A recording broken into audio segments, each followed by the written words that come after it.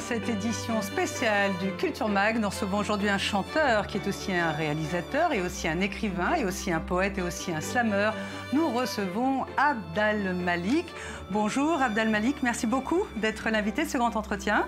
Vous sortez cette semaine en France votre premier film, qu'Allah bénisse la France, qui est un titre un peu choc en ces périodes de crispation identitaire, on va dire. Et en fait, votre film est tiré d'un livre que vous aviez écrit en 2004. On est vraiment content de vous avoir avec nous sur ce plateau. Avec Abd al-Malik, nous parlerons d'islam, nous parlerons d'intégration, nous parlerons des territoires perdus gagnés par la République, on parlera également de Jérusalem ici et puis de rap là-bas. On est vraiment content de vous avoir.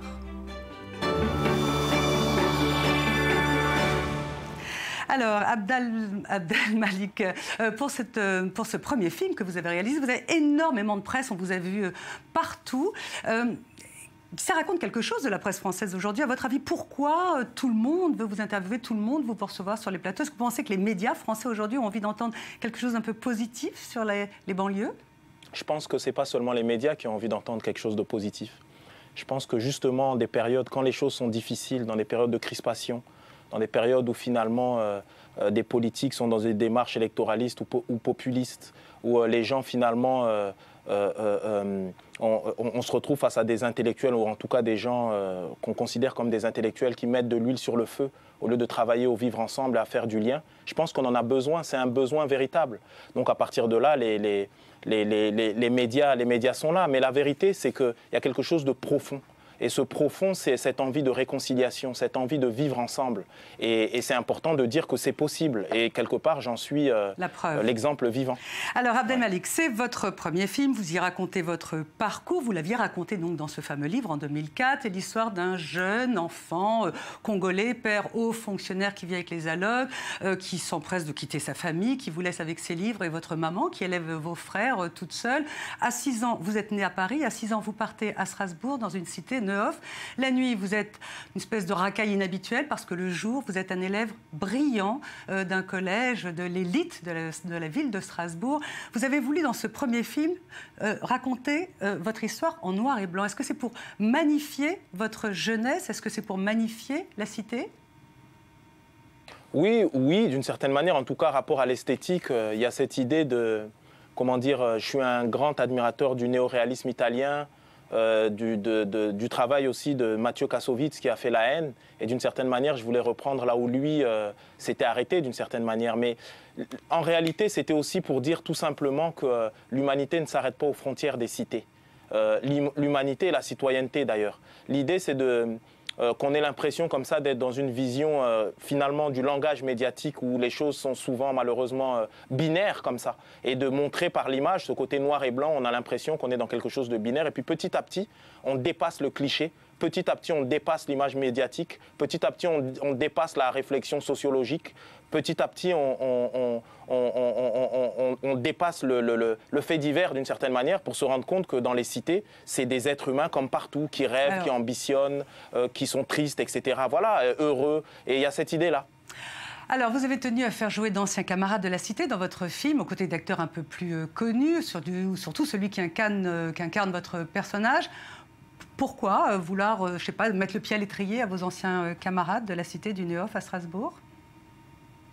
Ce n'est pas juste les anciens camarades, c'est-à-dire que d'abord j'ai tourné dans ma cité, la cité dans laquelle finalement les choses se sont véritablement passées.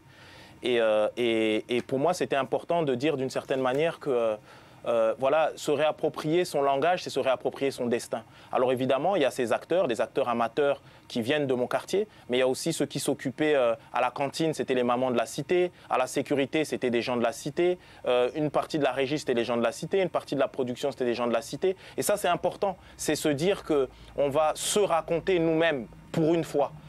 Ça ne va pas être un regard de l'extérieur ou un regard de la périphérie. Et ça, c'est important parce que se raconter, ça veut dire voilà notre humanité. Et c'est aussi dire nous sommes comme vous, il n'y a pas de différence. Alors, je propose à nos spectateurs de regarder un extrait de votre film qu'Allah bénisse la France, réalisé par vous, Abd al-Malik. Je parle comme je veux, ça se grave, je te dis. Oh, toi, t'es mon petit frère. Je parle comme ça aux gens, tu me fous là devant tout le monde. Ma bibliothèque, mes livres sont mes seuls bling-bling. Brigitte va bientôt terminer ses études secondaires et ses notes sont excellentes. Nous nous sommes permis de proposer son dossier pour Hippocagne et il a été accepté. En fait, c'est quoi Hippocampe, là? C'est Hippocagne. Ah, pour moi, ça va rester Hippocampe. C'est Hippocampe, c'est Hippocampe. C'est un très beau film, très édifiant, Abd al-Malik. On comprend dans votre premier long métrage que vous avez été sauvé de la prison, de la drogue, de la mort par la littérature, par la culture, par votre intelligence aussi, et puis aussi par des professeurs. Est-ce que vous avez eu des nouvelles de vos professeurs? Et selon vous, qu'est-ce qui bloque entre les profs et les jeunes des cités aujourd'hui? Je fais notamment référence au livre Les territoires perdus de la République. Allez-y, pardon. Non, il n'y a pas de souci. Mais d'abord, vous savez... ce film, évidemment, j'ai ce lien encore avec mes enseignants, mais ce film, c'était aussi un hommage rendu à tous les enseignants de manière générale. Et pour moi, il n'y a pas quelque chose qui bloque entre les enseignants et les jeunes de cité. C'est qu'en réalité, la problématique se situe dans le plus d'éducation, le plus comment dire, faire en sorte que... Vous savez, en France... l'outil, j'ai envie de dire, le ressort principal de ce merveilleux pays qu'est la France, c'est l'outil, c'est l'école républicaine. Et l'école républicaine, finalement, qu'on vienne d'un milieu, qu'on vienne de cité, de banlieue, ou d'un milieu favorisé, ou d'un milieu rural, c'est ce qui permet justement de transcender sa condition et de devenir des citoyens responsables et d'avoir un bagage culturel et intellectuel, finalement, pour avancer positivement dans la vie. Donc, en réalité, ce qui bloque, c'est pas ce qui bloque entre les enseignants et les gens de cité. Ce qui bloque, ça vient du politique, dans le fait que le politique n'investisse pas davantage dans l'éducation, ne soutienne pas davantage les enseignants et les gens finalement qui se battent au quotidien pour faire en sorte qu'il y ait des citoyens responsables. Voilà. Donc la réalité, c'est qu'il faut une véritable volonté politique et, pour faire en sorte que l'éducation soit mise au centre et permette véritablement cette avancée positive tous ensemble. Elle l'est aussi un petit peu. Abd al-Malik, vous avez été également sauvé par la musique avec votre groupe NAP, avec votre femme Wallen. Vous avez sorti 5 albums. Vous faites de la poésie, du slam. Vous avez été couvert de récompenses. Je voudrais avoir votre regard sur le rap aujourd'hui, un rap un peu violent, celui incarné notamment par Kerry James ou notamment Mathias Cardet avec sa Gazafim. Je voudrais avoir votre regard sur ces deux façons de raconter la cité à travers le rap, le vôtre qui est un peu doux, slam poétique, et les autres qui appellent finalement une certaine forme de violence anti-républicaine, anti-française. Mais la réalité, c'est que la violence ou ce que vous appelez une espèce de mentalité anti-française, en réalité, c'est à l'image de la société dans laquelle on vit. Ce qu'il faut comprendre, c'est que nous autres artistes, nous autres rappeurs, on n'est pas en périphérie de la société, on est en plein milieu. Et si la société, et non seulement on est en plein milieu, mais on est même les acteurs principaux de cette société. Et si la société est traversée par de la violence, si la société est traversée par finalement des divisions, eh ben nous autres artistes, on sera finalement les reflets de ça. Maintenant, moi, ma démarche, c'est une démarche différente dans le sens où la spiritualité prend une part essentielle. Le propre de la spiritualité, c'est quoi? C'est la possibilité de prendre le recul sur les choses. Et voilà ma démarche, donc voilà ma différence avec les autres artistes. Mais encore une fois, tous ces artistes, dont les artistes que vous avez cités ou les autres, sont très violents. Ce ne sont pas des gens à côté du monde. Ce ne sont pas des gens à côté du monde. Ils sont à l'image du monde. Et c'est dans ce sens-là où ils nous apprennent énormément de choses aussi sur l'état du monde et de la société dans laquelle on vit. Vous pensez que Kerry James ou Mathias Cardet nous apprennent des choses? Mathias Cardet, je n'ai jamais entendu, je ne sais pas qui c'est. Peut-être. Gazafirme, l'école d'Alain Soral, des propos très anti-sionistes, notamment très anti-français. Mais enfin, bon, c'est pas le sujet, c'est vous l'invité. Non, mais moi, lui, je le connais pas. Non, mais attendez, ce que je vais vous dire, c'est que vous m'avez dit Mathias Cardet. En vérité, Mathias Cardet, jamais entendu parler, je ne sais pas qui c'est. Par contre, Kerry James, je connais. Et ce que je vais vous dire pour des artistes comme Kerry James, il ne faut pas oublier encore une fois, nous autres artistes, nous ne sommes que les émanations de notre milieu. Nous sommes que les émanations de la société dans laquelle on vit. Il faut bien comprendre qu'aujourd'hui, en France, il y a la plus grande communauté musulmane d'Europe, il y a la plus grande communauté juive d'Europe, et c'est important de faire du lien. C'est important, nous, en France, de donner l'exemple, de dire, regardez, nous, on peut vivre ensemble en harmonie et en paix. Le ressort républicain, et c'est pour ça que j'ai appelé ce film et ce livre « Qu'Allah bénisse la France », le ressort républicain fait qu'on soit juif, chrétien, musulmans, qu'on croit en Dieu ou qu'on ne croit pas en Dieu, on peut tous vivre ensemble en harmonie et en paix ensemble. Il ne faut jamais oublier que le judaïsme, l'islam ou le christianisme sont des expériences d'amour. Et la réalité, c'est que si on est dans une démarche spirituelle, oui, je comprends bien on votre est là pour démarche, avancer ensemble. Excusez-moi. Démarche spirituelle. Non, je comprends bien. Mais est-ce que vous pensez aujourd'hui que Allah bénit encore la France, Abd al-Malik? Mais Allah, ça veut dire Dieu, ça veut dire Adonai, ça veut dire l'amour. Et l'amour bénit toujours le pays. Il ne faut pas confondre finalement nos démarches, nous, qui sont des démarches des fois mues par la peur, mues par la méconnaissance de l'autre, et on peut agir mal, avec ce qu'est la religion de toute éternité, la belle religion juive, la belle religion qu'est l'islam, la belle religion qu'est le christianisme. En réalité, ce qui est important, c'est justement de ne pas faire d'amalgame, de faire le distinguo entre les gens qui se réclament d'une religion et qui ont une démarche négative et ce qu'est la religion elle-même. Encore une fois, nos trois religions sont des religions sœurs et sont des religions de paix, d'amour, de respect, d'acceptation de l'autre dans la différence. Mais après, voilà, il y a des gens certaines personnes qui ont un état d'esprit plus belliqueux, il y a des gens qui ont un état d'esprit qui n'existe que dans l'opposition, mais en aucun cas, ces gens-là sont les représentants de nos belles religions. Bien sûr. Abd al-Malik, je voudrais qu'on revienne un peu sur votre parcours. C'est à 16 ans que vous vous êtes converti à l'islam. Vous étiez d'origine chrétienne.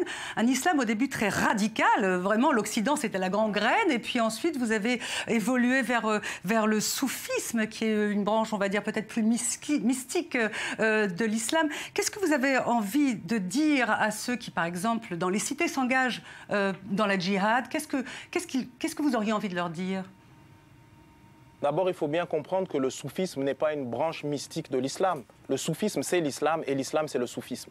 Il faut bien comprendre qu'aujourd'hui, il y a des personnes se réclamant de l'islam qui sont dans une démarche de violence, etc.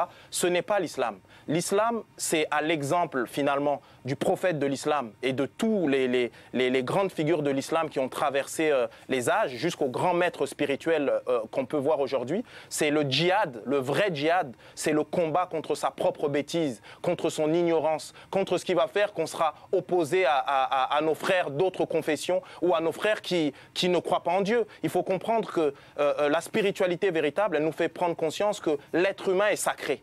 La sacralité de l'être humain et que cet être humain croit en Dieu ou qu'il ne croit pas en Dieu. Donc moi-même, étant jeune, je suis rentré positivement dans l'islam et puis j'ai rencontré des gens qui m'ont donné leur conception à eux de l'islam, mais pas ce qu'était l'islam véritablement. Donc voilà, j'ai eu mes moments de flottement, mon errance, mais très vite j'ai compris que la réalité de l'islam, c'est avant tout une démarche intime qui nous pacifie et qui pacifie notre rapport à l'autre. C'est ça l'islam et c'est ça la foi authentique. Encore une fois, une religion de paix, d'amour, de respect et d'acceptation de l'autre dans la différence. Abd al-Malik, est-ce que c'est cette vision mystique douce, donc de votre religion qui vous a poussé à écrire par exemple une très belle chanson qui est titrée Jérusalem? Je pense qu'on va voir les images à l'écran. Et est-ce que c'est ça qui vous a poussé aussi à aller visiter Auschwitz? Qu'est-ce que vous ont dit vos camarades de la cité quand vous avez fait et cette chanson et ce voyage? D'abord, la première chose, c'est qu'il faut comprendre que lorsqu'on vit une expérience spirituelle réelle, lorsqu'on vit véritablement l'islam dans son cœur, on comprend que tous les êtres sont des créatures de Dieu. Et tous les êtres méritent le respect. Et il faut savoir que si on veut rire avec quelqu'un, on doit être capable de pleurer avec lui. Donc, encore une fois, moi, quand je suis allé à Auschwitz, c'est que ça allait dans la continuité de ma démarche spirituelle. C'est-à-dire qu'il faut savoir que dans le Coran, il y a cette parole, cette très belle parole qui dit « Lorsqu'on touche à un être, on touche à l'humanité tout entière ». Et il faut respecter tous les êtres. Et chaque être a le droit de choisir sa religion, sa non-religion, on doit les respecter. Donc moi, quand je suis allé à Auschwitz, ça faisait sens. Et il faut savoir qu'il y a beaucoup plus de gens dans les cités qui sont dans cette démarche de paix, d'ouverture, d'acceptation de l'autre dans la différence que ce que les médias nous montrent. Il est important de parler de la majorité silencieuse. Aujourd'hui, on nous parle de la minorité qui fait beaucoup de bruit et on se retrouve face à un point de vue assez étonnant. C'est-à-dire que la minorité extrême de part et d'autre se prennent pour la majorité et la majorité reste silencieuse et se prend pour la minorité. Il est important que vous autres médias, vous puissiez mettre en lumière tous ces gens qui dans leur vie de tous les jours, respectent toutes les religions, respectent les êtres et se sont totalement en paix dans leur pays, la France, et ont totalement fait leur les principes républicains, les principes de laïcité. Et toutes ces choses-là, c'est ce que je raconte dans mon film. Oui, toutes ces choses-là, mon film est un film de réconciliation. Mon film est là pour dire qu'on soit chrétien, juif, musulman, on doit tous vivre en paix, en harmonie, qu'on croit en Dieu ou pas. Et que la République, elle est là pour faire la concordance des différences. Donc voilà ma démarche. Et c'est important. Et je suis heureux que vous me donniez la parole oui, on aussi vous la donne pour qu'on puisse parler de ça. Mais bien sûr, non, mais parce qu'il se passe des Exactement. choses terribles dans les cités. L'actualité de cette semaine en a été la preuve. Abd al-Malik, vous rendez hommage... Mais si je peux me permettre, excusez-moi, c'est vrai qu'il se passe des choses horribles dans les cités, il faut le dénoncer, notamment liées à l'antisémitisme, etc. C'est vrai, mais il se passe beaucoup plus de choses positives. Et ces choses positives, on n'en parle pas. Pourquoi on ne parle pas du fait que, par exemple, juifs et musulmans peuvent s'entendre, ils vivent en harmonie aussi dans les cités? Pourquoi on ne parle pas de ces actions positives liées au vivre ensemble, de ce que font les enseignants, de ce que font des animateurs sociaux, de certaines personnes comme moi qui réussissent à transcender leurs conditions, qui deviennent professeurs, enseignants et qui ont des fonctions importantes dans la société. Il faut qu'on parle de ça aussi. C'est important parce que si on parle que des choses négatives, on crée le négatif. Alors que si on parle aussi des choses positives, on crée le positif également. Les médias font ce qu'ils peuvent pour essayer de raconter la réalité. C'est un peu comme ça pour tous les sujets. Merci beaucoup. On aurait voulu vous poser encore plein d'autres questions. Merci Abd al-Malik d'être venu sur le plateau du Grand Entretien. Et que Allah bénisse la sortie de votre film.